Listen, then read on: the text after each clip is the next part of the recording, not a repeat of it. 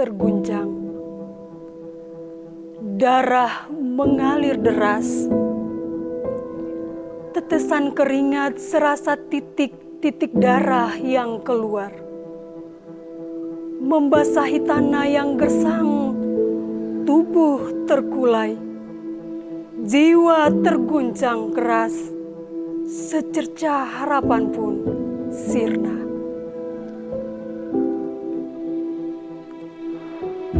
Kegelapan menyelimuti kota Yerusalem. Lalu pergilah Yesus berjalan menyusur lembah Cedron menuju ke Taman Getsemani.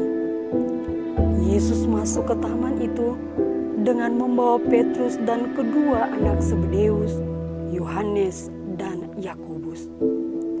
Adapun Yudas yang mengkhianati Yesus juga mengetahui tempat itu, karena sering Yesus berkumpul di situ bersama dengan murid-muridnya. Sesampainya di taman itu, kata Yesus kepada para muridnya,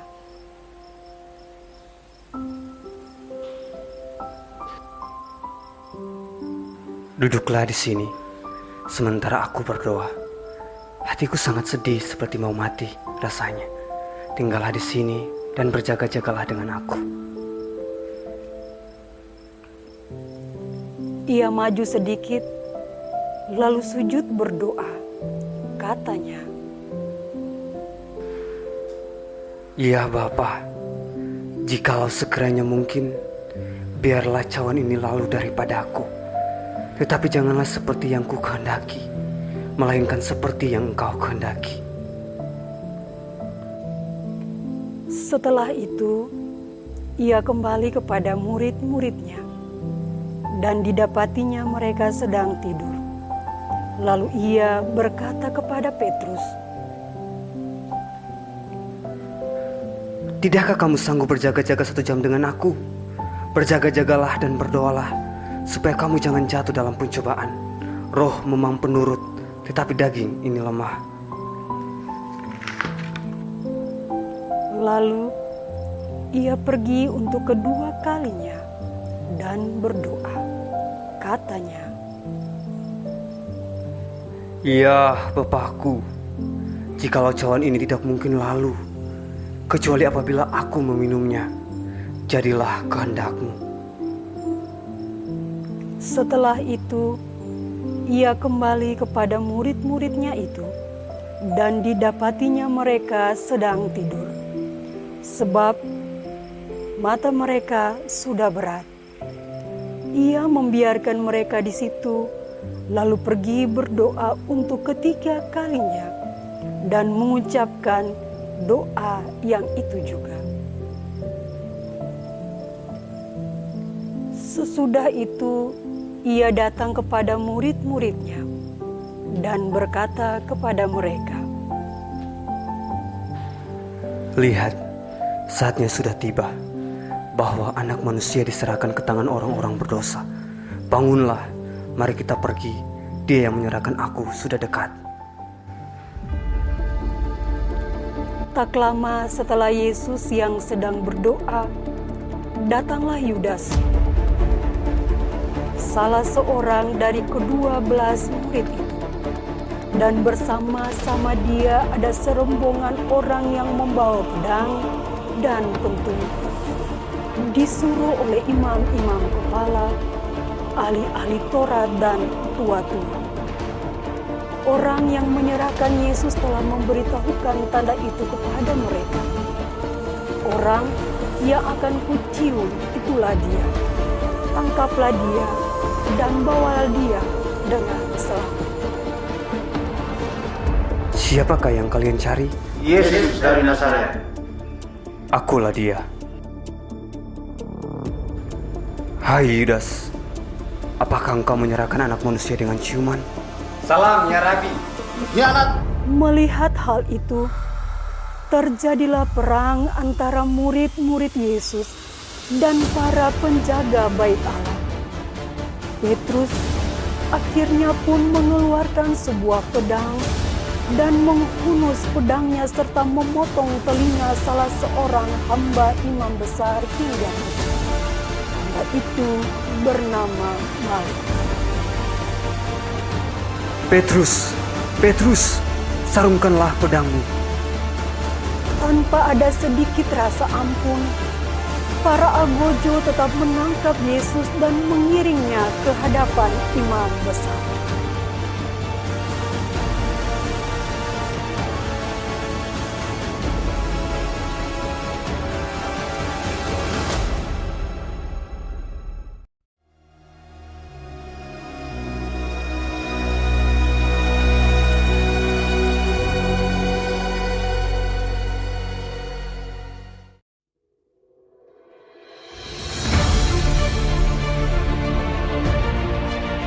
Sesudah mereka menangkap Yesus, mereka membawanya menghadap Kayafas, imam besar. Di situ berkumpullah ahli-ahli Taurat dan tua-tua bangsa Yahudi, dan Petrus mengikuti dia dari jauh sampai ke halaman imam besar.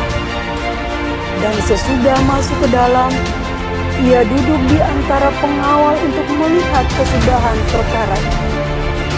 Imam-imam kepala yang ada di Mahkamah Agama mencari saksian palsu terhadap Yesus, supaya ia dapat dihukum mati. Tapi mereka tidak menemukan kesalahan apapun padanya, walaupun tampil banyak saksi dusta. Dan akhirnya seorang pun berkata kepadanya, orang ini berkata, "Aku dapat merubuhkan bait Allah dan membangunnya dalam 3 hari." Lalu imam kepala yang berdiri di situ berkata kepadanya, "Tidakkah engkau memberi jawab atas tuduhan-tuduhan saksi-saksi terhadap engkau?" Yesus pun terdiam dan tidak menjawab. Imam kembali berkata kepadanya, "Demi Allah yang hidup, katakanlah kepada kami, apakah engkau Mesias, Anak Allah?" Yesus sendiri yang mengatakan. Mendengar kesaksian itu, membuat imam-imam ahli Taurat dan orang Yahudi semakin murka. Dan satu suara yang bulat, mereka menginginkan Yesus dihukum mati. Sementara itu, Petrus duduk di luar halaman.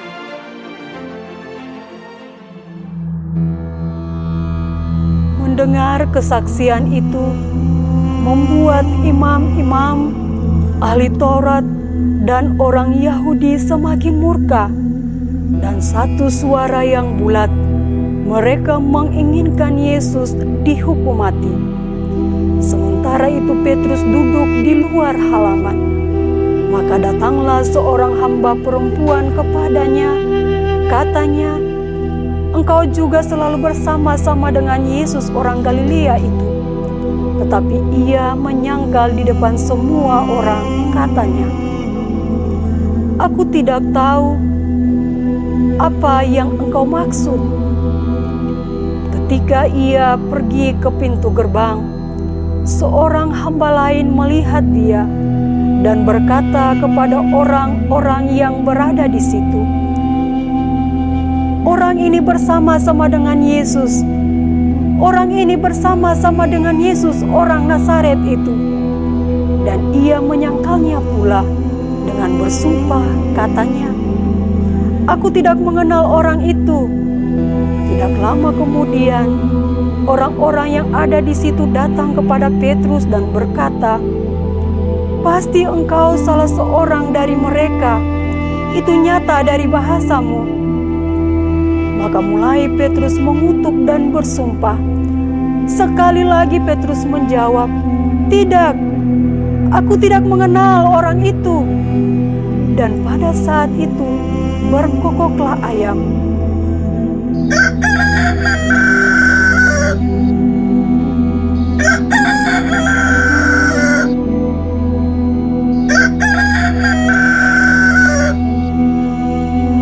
Maka teringatlah Petrus akan apa yang dikatakan Yesus kepadanya. "Sebelum ayam berkokok, engkau telah menyangkal aku 3 kali." Lalu ia pergi keluar dan menangis dengan sedihnya.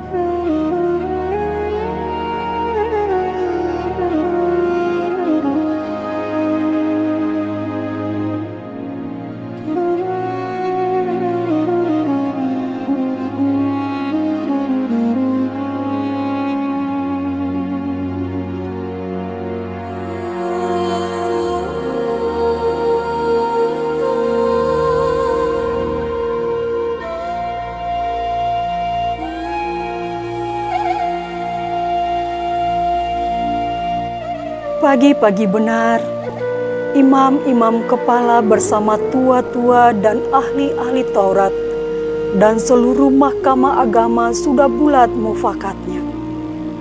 Mereka tetap membelenggu Yesus, lalu membawanya dan menyerahkannya kepada Pilatus.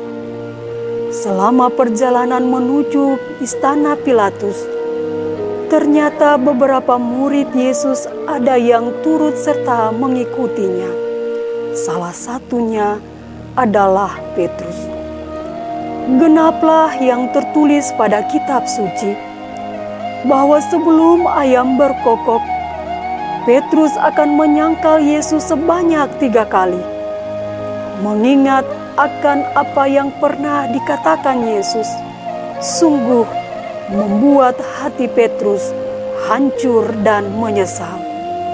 Sesampainya di depan istana Pilatus, bersoraklah para imam kepala, kaum Farisi, dan orang-orang Yahudi. Gubernur Pilatus, kami membawa orang ini untuk diadili. Hai kalian orang Yahudi, sepagi inikah kalian sudah ribut? Apa yang kalian ributkan?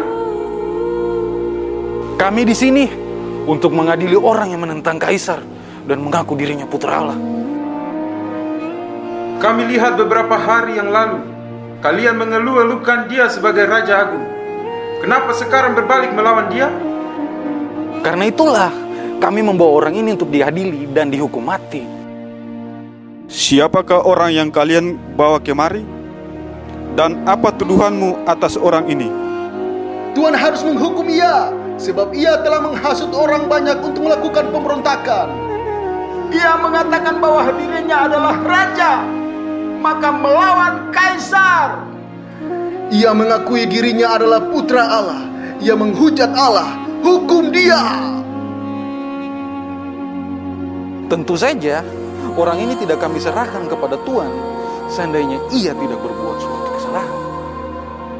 Periksalah kembali dan adililah ia menurut hukummu sendiri.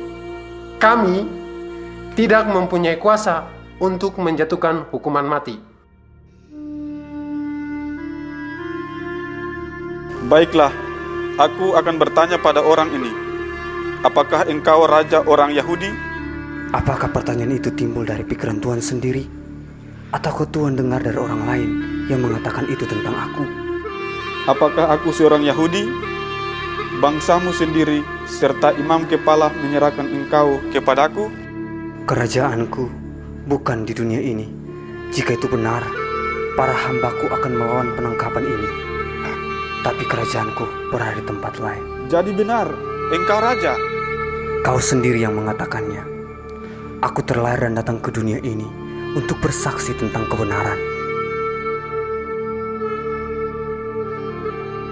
Aku tidak menemukan kesalahan atas orang ini. Apa yang kalian kehendaki padaku terhadap rajamu?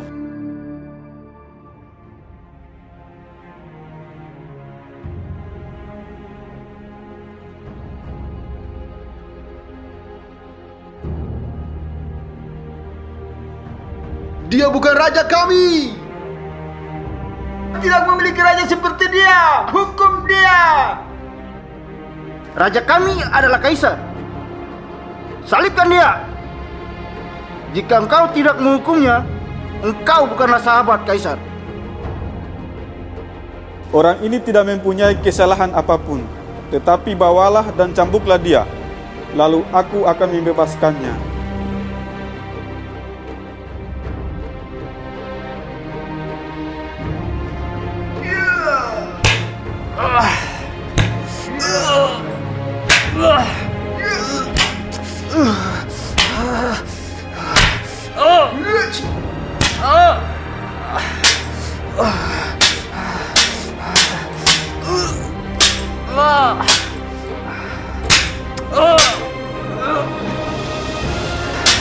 Ayo, beri dia jubah serta mahkota kepadanya. Wah, rupanya engkau sungguh cocok menjadi raja. Salam, hai Raja orang Yahudi. Apakah engkau tidak mendengarkan salamku?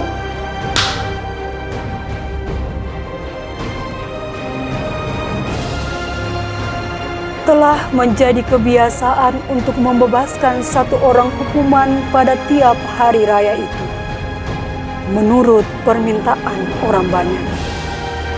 Dan pada waktu itu adalah seorang yang bernama Barabas sedang dipenjarakan bersama beberapa orang pemberontak lainnya. Mereka telah melakukan pembunuhan dalam pemberontakan. Maka datanglah orang banyak dan meminta supaya Barabas dibebaskan.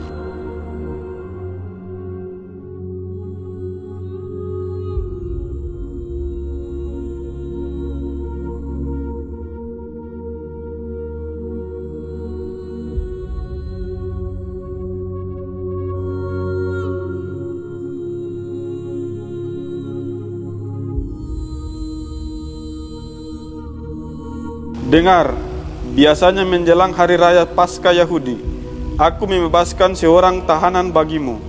Biarlah aku membebaskan dia. Lihatlah dia, aku telah menghukumnya. Jangan dia, melainkan Barabas. Bebaskan Barabas! Salibkan dia! Bebaskan Barabas! Bebaskan dia! Bebaskan Barabas! Prajurit, bawa Barabas kemari. Baik, Yang Mulia.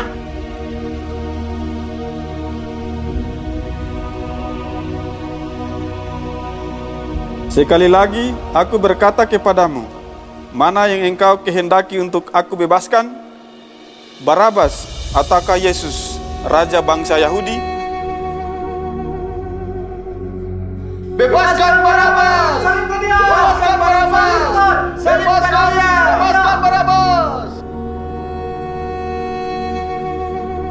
Barabas, kamu dengar sendiri.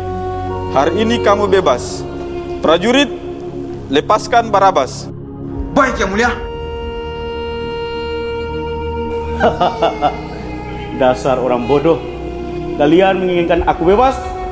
Apakah kalian tidak takut aku akan membunuh dan mencuri harta kalian? Hai kau, kau akan merasakan sendiri betapa kejam orang-orang ini akan menyiksa engkau. Cuy.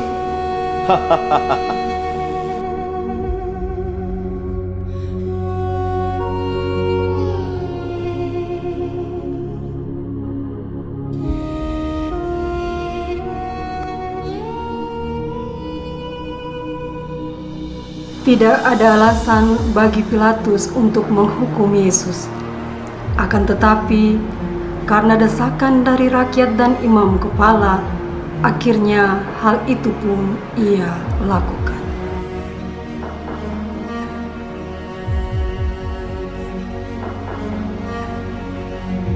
Aku membawa dia keluar kepadamu, supaya kalian tahu bahwa aku tidak menemukan kesalahan apapun untuk menghukum orang ini. Lihat orang ini. Salibkan dia! Kami tidak mempunyai raja seperti dia! Bunuh dia! Bunuh dia! Bunuh! Ambil sendiri dan salibkanlah dia. sebab aku tidak menemukan alasan apapun untuk menghukum mati orang ini. Bunuh dia! Dia harus mati! Bunuh dia! Bunuh! Dari mana engkau? Engkau tidak mau berbicara kepadaku? Apakah engkau tidak tahu bahwa aku berkuasa untuk melepas atau menyalibkan engkau? Tuhan tidak mempunyai kuasa atas diri saya, kecuali kuasa itu dari atas. Maka orang-orang yang menyerahkan saya pada Tuhan lebih besar dosanya. Kalau Tuhan membebaskan dia, Tuhan bukan sahabat kaisar. Setiap orang yang mengaku raja, dia melawan kaisar. Ya, benar. Buang dia. Salibkan dia! Salibkan dia! Salibkan dia. Buang dia!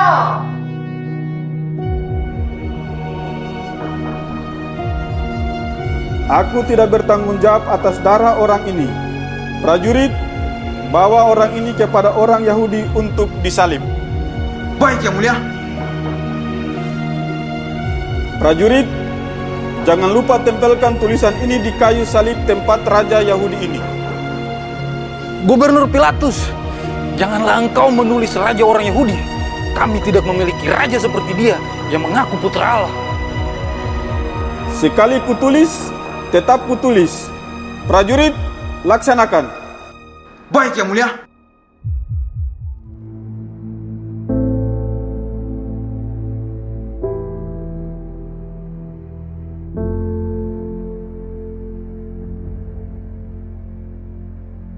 Yesus tidak bersalah, namun dijatuhi hukuman mati. Setelah diolok-olok, diludahi, dimahkotai duri dan disesah, Yesus dibawa keluar dari balai pengadilan untuk disalibkan. Sambil memikul salibnya, Yesus pergi ke tempat yang bernama tempat tengkorak, yang dalam bahasa Ibrani disebut Golgota.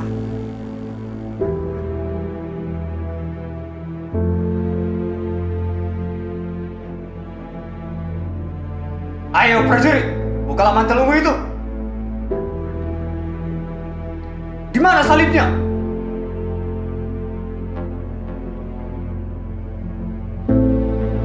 Paksakan dia, pikul salibnya sampai ke puncak Golgota.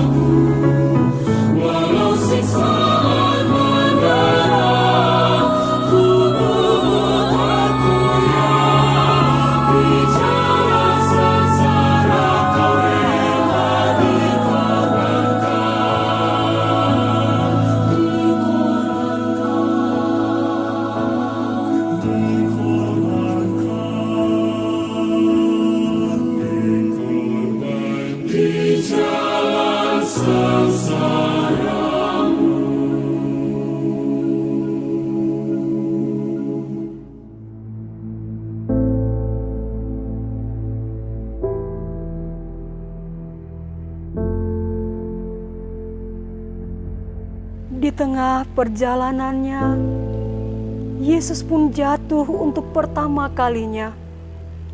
Orang Farisi mengolok-olok dan melempari batu. Baru berjalan sudah jatuh, lemah.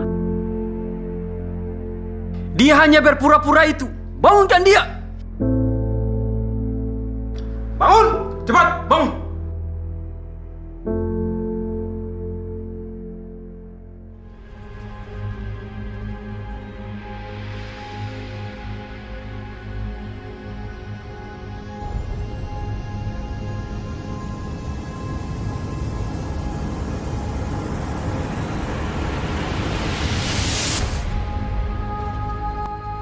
Yesus pun terjatuh lagi dengan posisi berlutut. Kemudian dari kerumunan, Maria datang menghampiri Yesus dengan wajah menangis. Maria memegang wajah Yesus dan memandangnya penuh arti.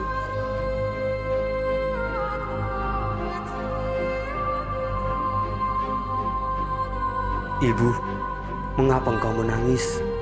Bukankah kau mengajarkanku untuk tetap setia dan bertekun di jalannya? Saat ini, aku melaksanakan perintahnya, Ibu.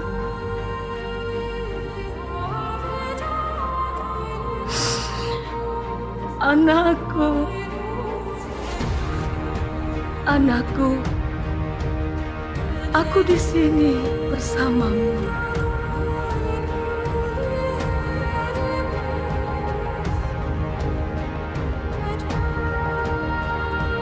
Ayo, semua minggir. Ayo jalan.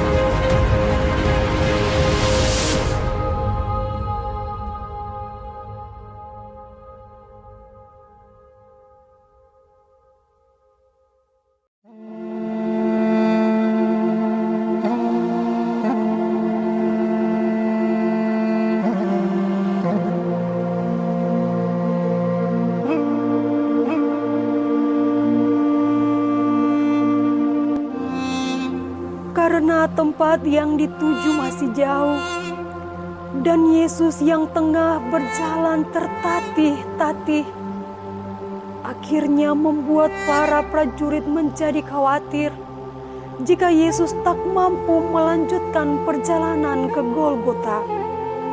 Salah satu kepala prajurit pun mencekal tangan Simon, seorang peladang dari Kirene yang tengah berpapasan di situ.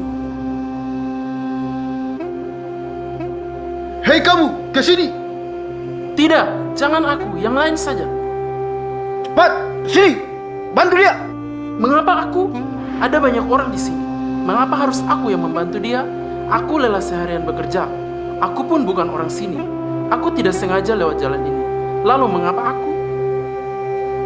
Jangan banyak bicara. Ayo bantu angkat salib itu.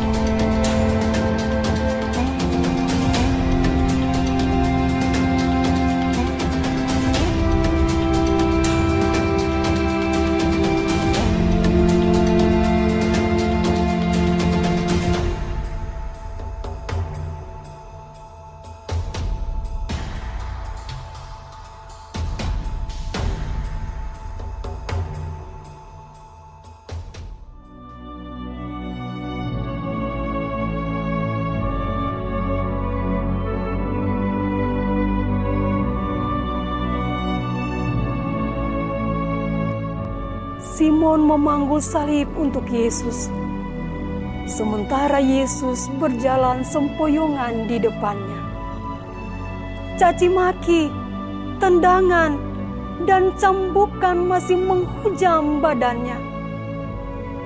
Wajah Yesus terlihat sangatlah kotor, penuh keringat dan debu, ia dihina dan dihindari orang sehingga orang menutup muka terhadap dia.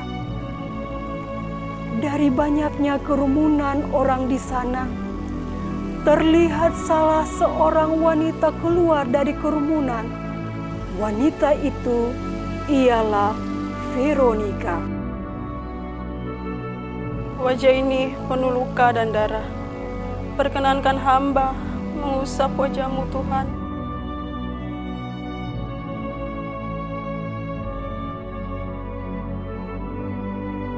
Semoga dengan perbuatan kecilku ini bisa sedikit meringankan penderitaan-Mu.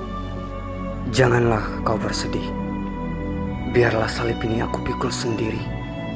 Kalian tidak akan mengerti rencana dari Bapakku. Bangun! Cepat, bangun!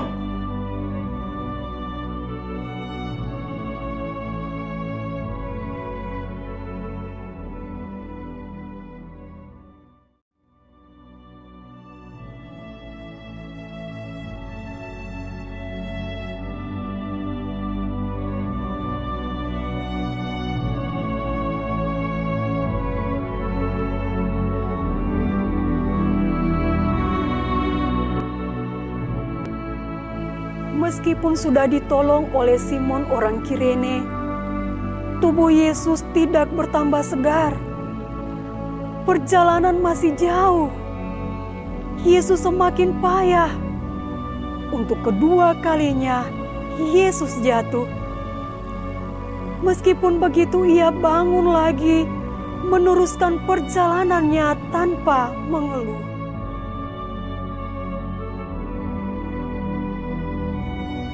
Kita hampir tiba. Kau terlihat sudah lelah. Apa kau masih bisa melanjutkannya?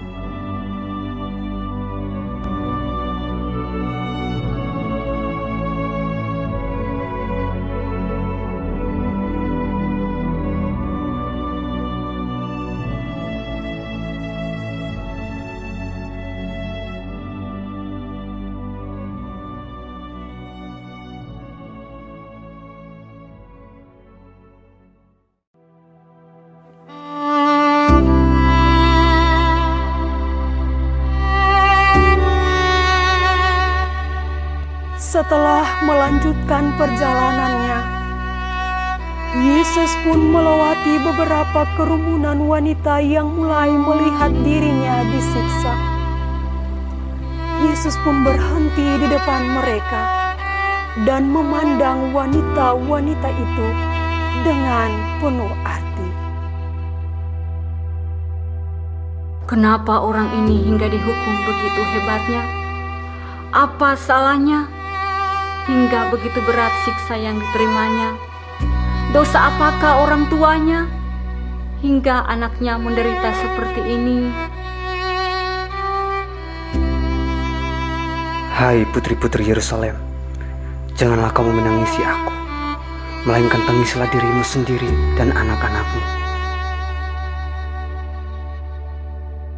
Cepat, minggir! Ayo, jalan!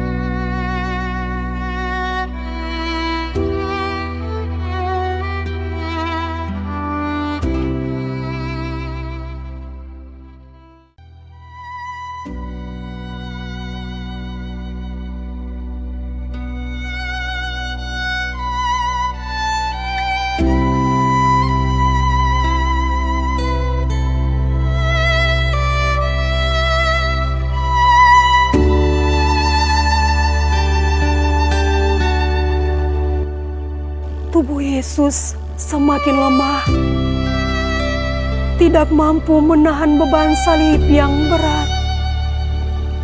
untuk ketiga kalinya Yesus terjatuh. Tetapi Yesus tetap berusaha bangun. Tekadnya untuk menyelesaikan perjalanan tetap teguh, walaupun dengan sisa-sisa tenaga yang ada. Tujuan kita sudah terlihat. Sudah cukup tugasmu sampai di sini. Pergi kamu sekarang. Semoga kau dikuatkan dan dapat melewati semua siksaan ini.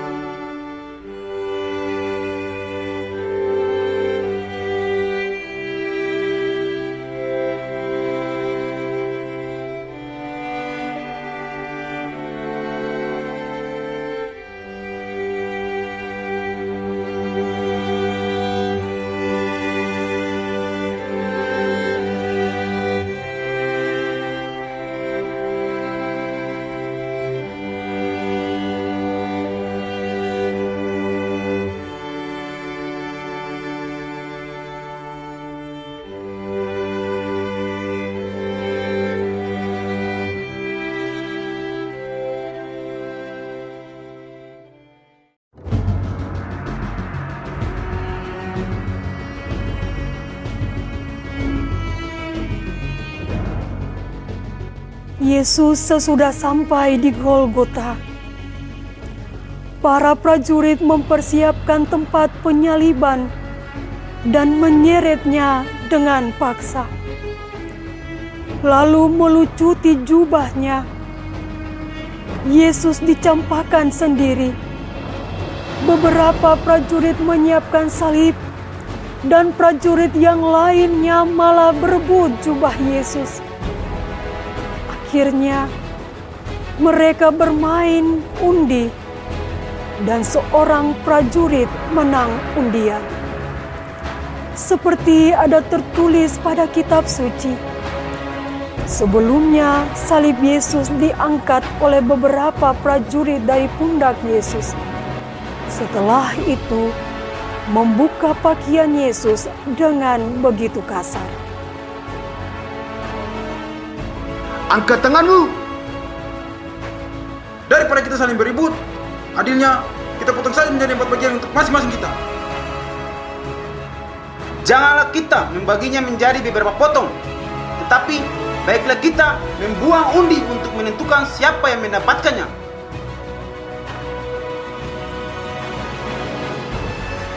Aku menang! Mari kita selesaikan tugas kita.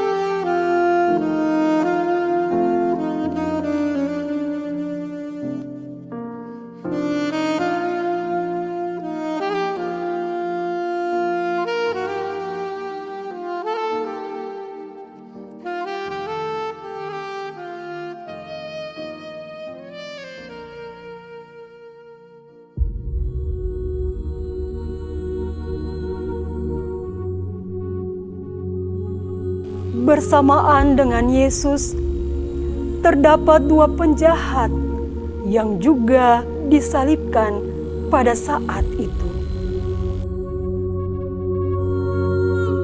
Bukankah Engkau Kristus? Selamatkanlah dirimu dan kami. Engkau katakan bisa menghancurkan bait Allah dan membangunnya kembali dalam waktu 3 hari. Namun, engkau tidak bisa turun dari salib itu. Jika engkau Mesias, turunlah dari salib itu, agar kami dapat melihat dan percaya.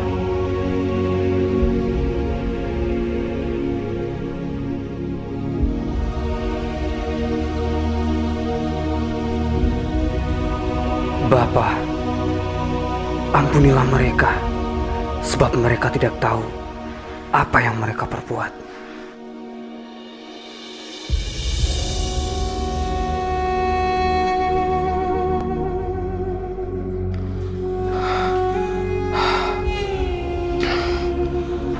Dengarlah, dia berdoa untukmu.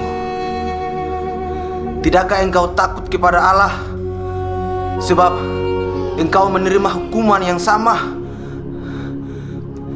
Kita sudah selayaknya dihukum, sebab kita menerima balasan yang setimpal dengan perbuatan kita.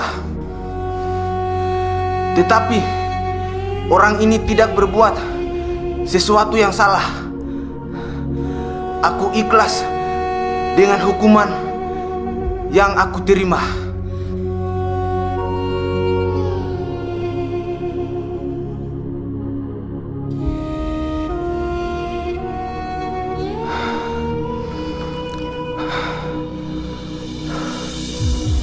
Yesus, ingatlah aku apabila engkau datang sebagai Raja.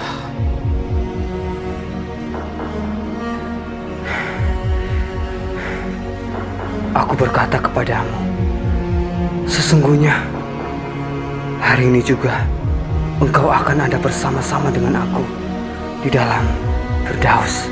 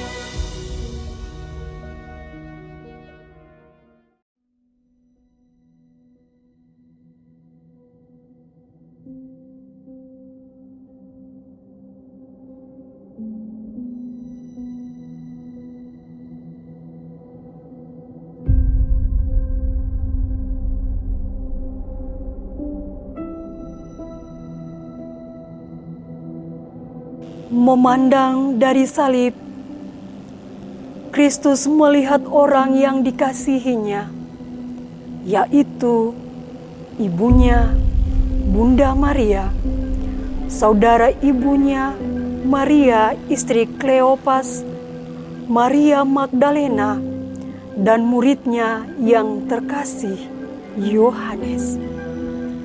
Dengan sisa-sisa nafasnya, Kristus memberikan pesan terakhirnya kepada ibu dan murid kesayangannya yang tengah bersimpuh di bawah kayu salibnya. Aku haus.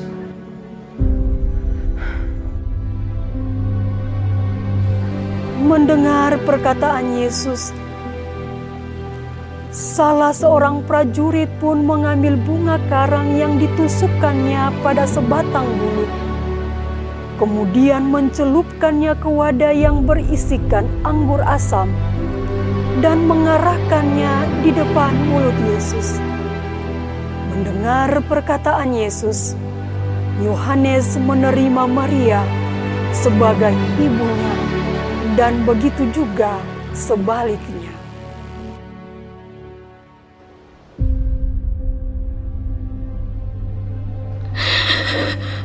Daging dari dagingku, hati dari hatiku.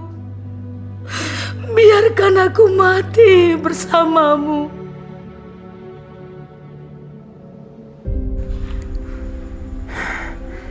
Ibu, inilah anakmu.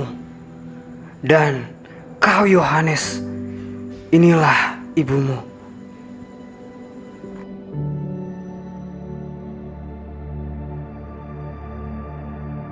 Dan sejak itu, murid tersebut menerima Maria dalam rumahnya. Yesus sadar bahwa segala sesuatu sudah terlaksana. Maka untuk menepati kitab suci, Yesus berkata,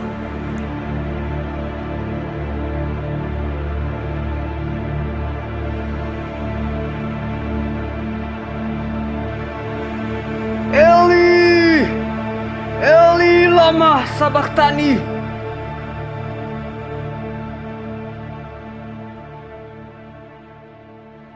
Ia memanggil Elia.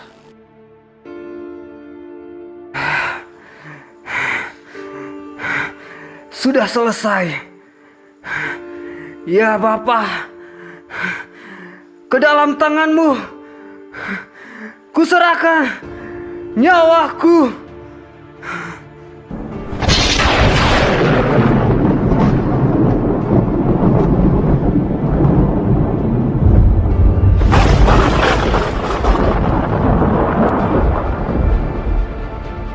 Sesudah mengatakan demikian, akhirnya ia menyerahkan nyawanya.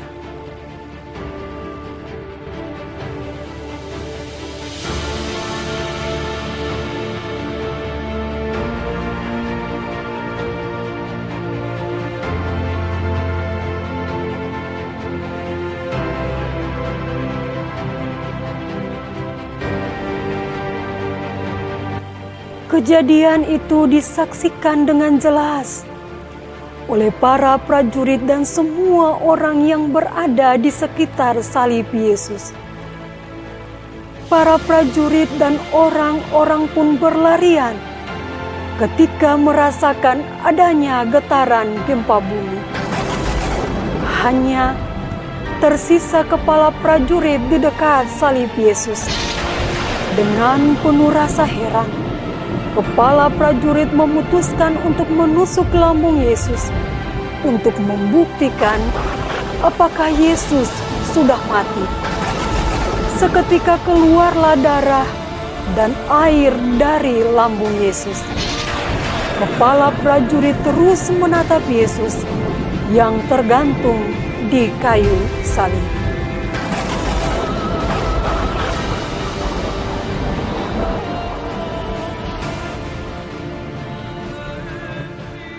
Sungguh, orang ini anak Allah.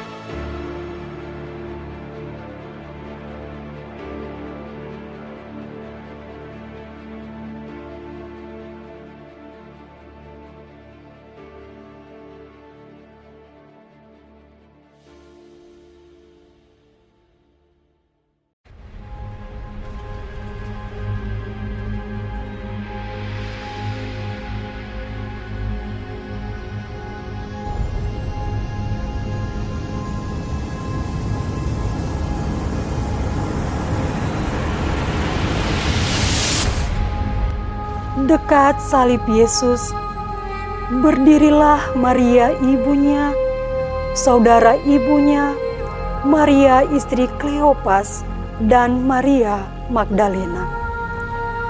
Karena hari itu menjelang hari Paskah, maka Yusuf dari Arimatea meminta kepada kepala prajurit untuk menurunkan jenazah Yesus dan merawat jenazah Yesus.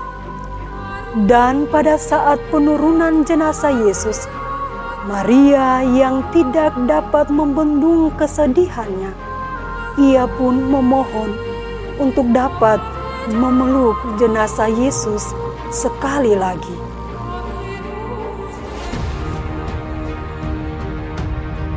Aku kasihan melihat Maria. Dapatkah kau meminta izin kepada kepala prajurit untuk menurunkan jenazah Yesus agar jenazahnya dapat kita makamkan? Baiklah.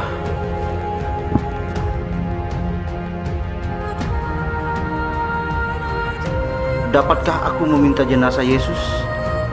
Aku ingin memberikan pemakaman yang layak untuknya. Baiklah, kau boleh membawa jenazahnya.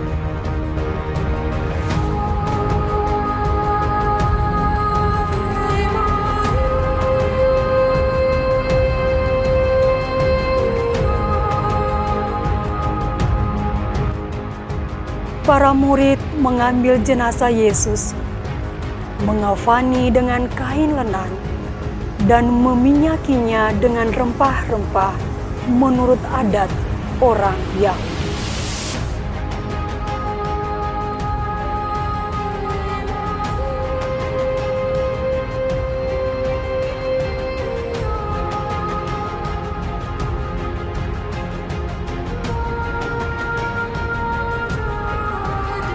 Mereka menguburkan jenazah Yesus di dalam kubur baru yang belum pernah digunakan sama sekali.